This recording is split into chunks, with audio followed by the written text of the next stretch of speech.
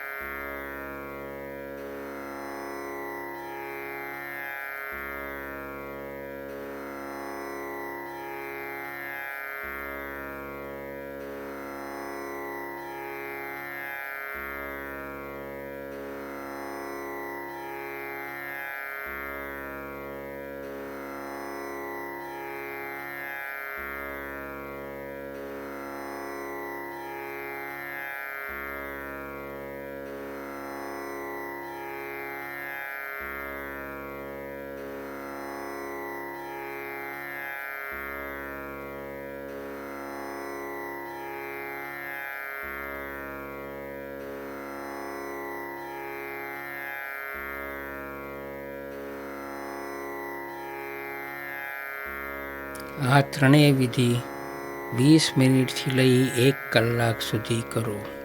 જેટલો સમય પાસ થશે એટલું આપણું ધ્યાન વધુ થતું જશે. ધ્યાનમાં અનેક વિચારો આવશે, માત્ર એને આવવા દો, ફળો નહીં, જ્ઞાતા અને દ્રષ્ટા લો. શ્વાસ ઉપર ધ્યાન દો. અનેક શક્ય હોય તો દરરોજ નિશ્ચિત સમયે નિશ્ચિત સ્થાને ધ્યાન કરો. ધ્યાન પત્યા પછી ઉઠવામાં ઉતાવળ ન કરો. પગમાં શૂન્યતા અનુભવાય તો પગ પહોળા કરીને આમ તેમ હલાવો. ક્રમશઃ 1 કલાક અથવા તેથી વધુ પહોંચવાની કોશિશ કરો. ધ્યાન પત્યા પછી 3 વાર નોકાર ગણો અને હું શુદ્ધાત્મા છું એનું રટન કરો. હું શુદ્ધાત્મા છું, હું શુદ્ધ છું, બુદ્ધ છું, નિત્ય નિરાકાર છું. હું શુદ્ધ છું, બુદ્ધ છું, નિત્ય નિરાકાર છું. હું શુદ્ધ છું, બુદ્ધ છું, નિત્ય નિરાકાર છું. હું શુદ્ધ છું, બુદ્ધ છું, નિત્ય નિરાકાર છું. શુદ્ધ છું, બુદ્ધ છું, નિત્ય નિરાકાર છું. હું શુદ્ધાત્મા છું, હું શુદ્ધાત્મા છું, હું શુદ્ધાત્મા છું, હું શુદ્ધાત્મા છું, હું શુદ્ધાત્મા છું, હું શુદ્ધાત્મા છું, હું શુદ્ધાત્મા છું, હું શુદ્ધાત્મા છું, હું શુદ્ધાત્મા છું. જીવન અશાંત છે, એને શાંત બનવું શક્ય છે અને બનવું છે. ધ્યાન એનો માર્ગ છે. ધ્યાન માર્ગી શાંત બનીને જ રહે છે. ગાગરમાં સાગર જેટલું આટલું જ તત્વજ્ઞાન જીવન માટે પર્યાપ્ત છે. ધ્યાનના અંતિમ બિંદુએ ન પહોંચો ત્યાં સુધી ધ્યાનમાં રસ લો. ધ્યાનનો રસ પ્રભુતામાં લીન કરે છે. મારા અસ્તિત્વને મારા પ્રણામ. અરહમ અરહમ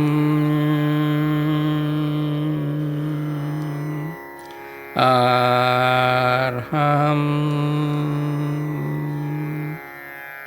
અરહમ અરહમ. જય જિનેન્દ્ર. આ બધી વિધિ ધીમે ધીમે આરંભ કરીએ. અભ્યાસ કરતાં 1 કલાક સુધી પહોંચવાની કોશિશ કરો. એ જ શુભ ભાવના. ધ્યાન પૂરું થયે બંને હાથની હથેળી મૃદુતાથી ઘસી આંખ ઉપર અને મોં ઉપર રગાડો. 3 વાર નોકાર કરીને ઊભા થઈ શકો છો.